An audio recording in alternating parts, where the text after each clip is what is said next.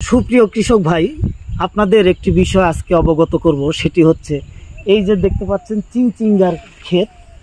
এই চিংচিঙ্গা সম্পর্কে আপনাদের আজকে কিছু তথ্য দিব। আশা করি আপনাদের ভালো লাগবে এবং আপনাদের উপকারে আসবে।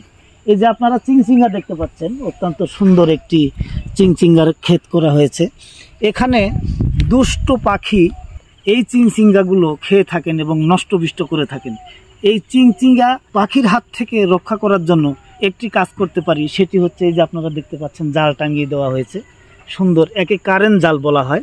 এভাবে যদি জাল টাঙিয়ে দেওয়া হয় তাহলে আমরা অবশ্যই দুষ্টু পাখির হাত থেকে এই ফসলটাকে আমরা রক্ষা করতে পারবো।